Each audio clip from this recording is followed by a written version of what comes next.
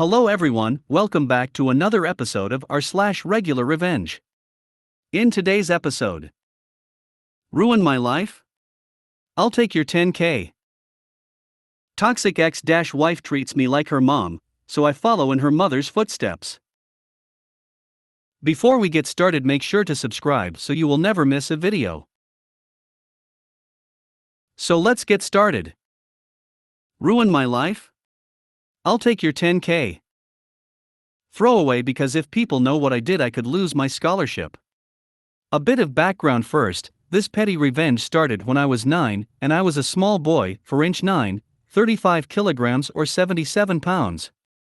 The names you'll need to know are David equals asshole child, Sheila equals *** whole mum, and James equals my best friend. So the petty revenge starts in a smaller town in Ireland. I was in a primary school/elementary school. I wasn't very popular, but I just kept to myself and my friend group of 4.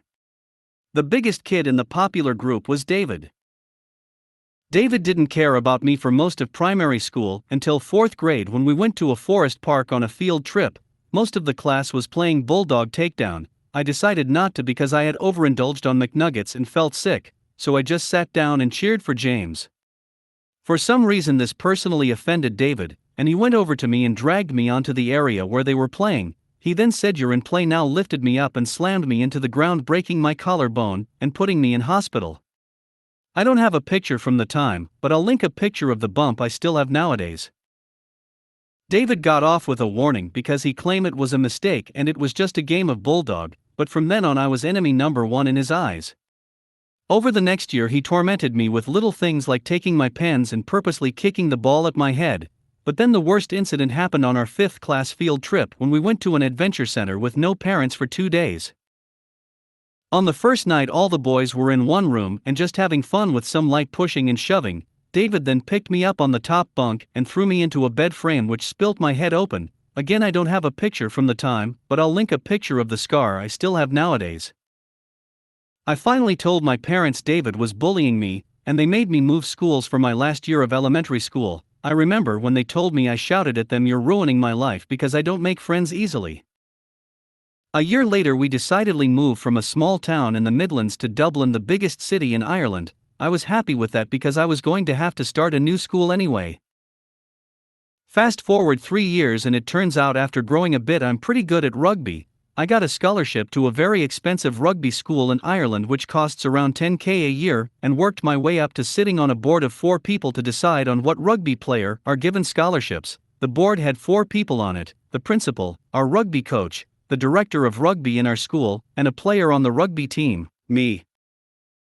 We had meeting every Wednesday where players that scouts had recommended would speak to us and tell us why they deserve a scholarship, and in order for a player to get a scholarship the vote would have to be unanimous. One day David appeared. He walked into the room full of energy and ready to speak to us.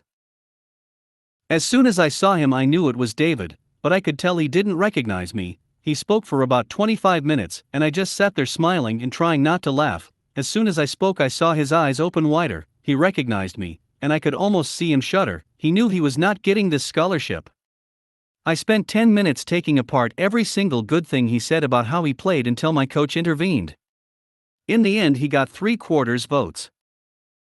3/4 votes meant he didn't get a scholarship, but he could still pay the €10,000 to get in, which he did.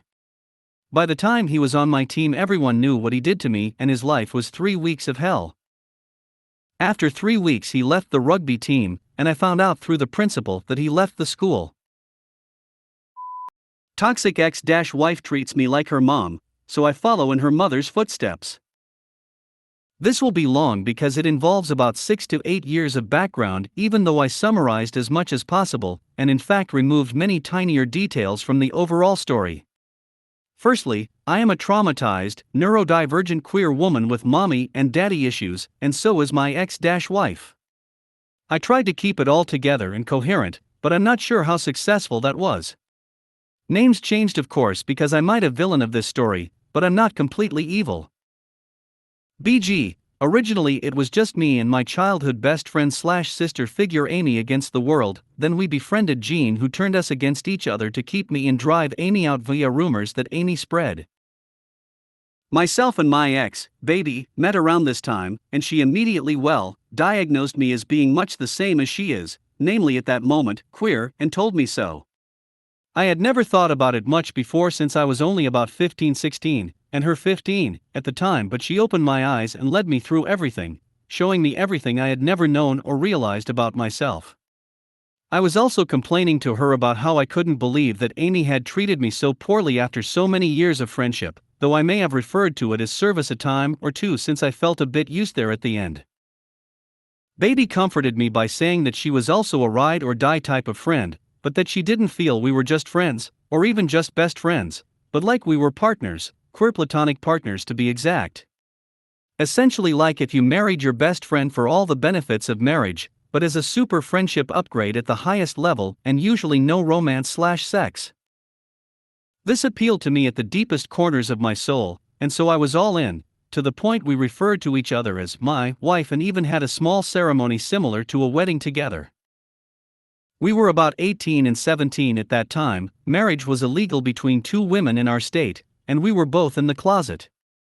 I dedicated myself to this relationship as any good spouse would in my understanding of relationships, as in I made myself available for anything at almost any time if it was for her. Wanna go out? I'll drive. Hungry? I'll get you food. You want that toy/game/console/dress/anything? I'll buy it for you, baby. I know you don't have a job yet/I know bills are tight/etc. Anything to make her happy, I would do it. She has also had an abusive boyfriend, an abusive girlfriend, a good girlfriend who had a breakdown and broke up with baby for the girlfriend's own mental well-being, and another boyfriend who wasn't really great either, from when she was 15 to 20, because we weren't like an exclusive couple since we were platonic. Now the decay begins. Upper-level college was a nightmare for all of my undiagnosed, and thus untreated issues, and I had many breakdowns by the time I was 21/22. Baby was beside me through it all, but every now and then I would feel unsatisfied by the fact that I always felt like I was the one reaching out to her/starting interactions and conversations and the like. I do tend to self-isolate as a self-destructive thing when I feel particularly unwell mentally, and I communicated to her that the easiest way to snap me out of that was literally to just send me any kind of message and start a conversation with me. Any topic, it doesn't even matter. The only thing that mattered was a feeling of being connected to another human who cared about me.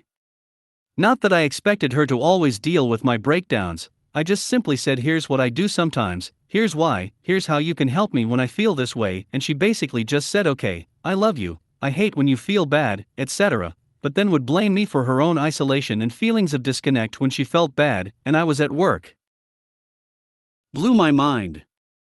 I also had experienced a few breakdowns about money/bills at this time because I was buying her clothes, food, entertainment, and filling my car with gas literally every week to keep up with driving to and from college, my job, and everywhere she wanted to go. She would just complain if I limited our trips or stopped buying her things because I was broke. Because you have a job with a commission, it's fine. Irritating, especially after explaining that the anxiety attacks were as severe as hers because we were now both broke, but she just brushed that off. My depression hit an all-time low, the lowest ever, ended all type of low that winter. Then she randomly sent me the link to a YouTube music video for her new favorite band, saying that I might like them too. I did. I was obsessed, and not to sound dramatic, but that hyperfixation on that band quite literally saved my life. After that, she and her best friend were playing Overwatch, and she met some poor, pathetic gamer guy who was immediately obsessed with her since she was a hot gamer girl. Literally telling her that he was in love with her, would do anything for her, would move to the States for her, etc. after the first week. Anyway, at that moment, watching her send us screenshots of his messages while calling him gross, disgusting, pathetic, etc., and saying she wanted nothing to do with him anymore, but she couldn't break up with him only 3 weeks into their relationship, sad face, it would hurt his feelings, really made me take a step back. Especially when we all said leading him on won't make the breakup better, only worse. What is wrong with you? Put him out of his misery if everything he does repulses you. And she told us that she wasn't going to. And then dated him for another 5 months while constantly telling us that she was disgusted by him. After she broke up with him, and he began attacking her for essentially being a fake bitch, she ran to us crying because he was hurting her feelings. Okay, and we all told you that would happen? The whole situation felt insane, and watching it was a nightmare. Then she forgot my birthday, even though she makes a big, huge deal out of all of her friends' birthdays and her own birthday. I told her that it made me feel like sh*t that she put so much effort into all of their birthdays, but would forget mine after what was essentially 3 years of marriage and 6 of friendship. I said you can just put it in a calendar on your phone, and set a reminder, that way you don't have to worry about remembering it yourself if that's easier for you. And she basically implied that it was my fault for not reminding her myself, and that she wasn't going to put it in her calendar. Then she went to a concert to see the band that saved my life without me in a different state. This would be fine, except I had a panic attack when I got off work, and there was no "I'm here safe" message from her. I literally Googled if there had been a plane crash because? Why else wouldn't my partner tell me she landed safely? Baby posted a photo of her and her 2 friends there at a mall 25 minutes later showing off their outfits, while I was in the middle of a full-on breakdown over her safety. I asked her if she landed safely, and she didn't respond even though the read receipt showed up. I then watched her post exclusively on Twitter and Insta for the extent of her week-long trip, including references to a group chat of her friends and our friends that I wasn't in, but still received nothing from her. When she got back home, and I asked her about it, it was somehow my fault for not texting her, but that as her friend I should have been satisfied with her posts on social media. At this point I was so emotionally exhausted that I didn't even fight it. I felt so defeated and upset. I pushed it down though, and to be completely honest, it just festered, and I let it build. I especially held on to a special resentment that she no longer called me her wife, even though she still wanted me to fund all her everything.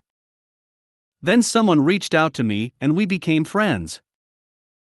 Claire was a lot like me, but with less mommy and daddy issues, more backbone, and a voice she used to open my eyes more fully to the fact that baby had basically been using me as a sugar mommy, with no benefits to myself, for at least 1.5 years.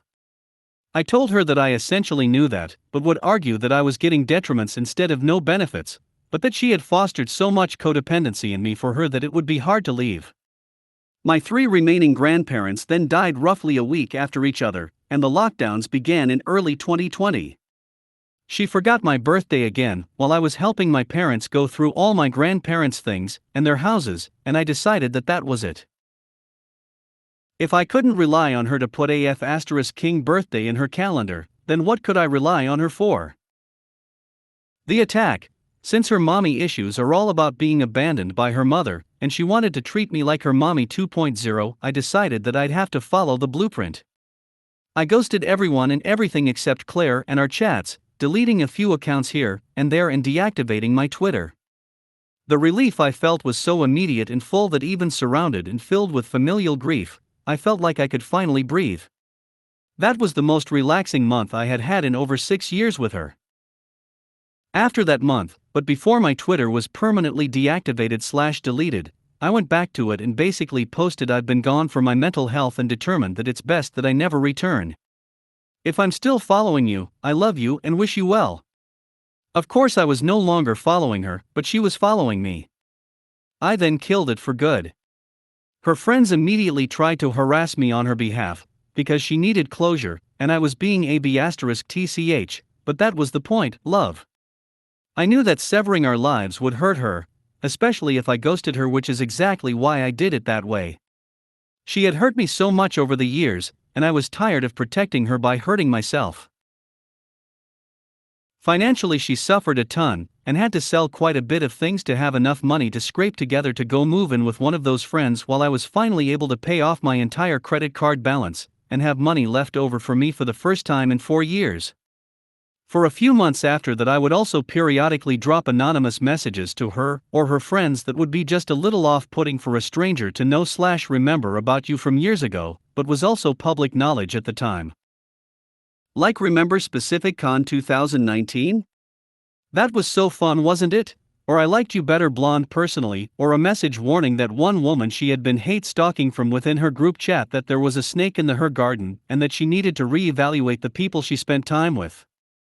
Apparently, that woman was what you would also call toxic, and, in her paranoia, she imploded the entire group chat with accusations of sabotage, and most of them were true. Apparently, there was more than one snake, but my ex was caught out too. I stopped that before summer 2020 was over though, because I determined that she'd had enough and the lasting effects of this revenge would satisfy me. I know I'm not a good person because of this, and I'm definitely addressing it in therapy, but if you aren't actually gonna be my ride or die, then don't promise me forever, and then use me for money and treat me like sh*t baby love. I hope you're doing well in therapy too, but I have a feeling you're ignoring your problems more than I ignored ours.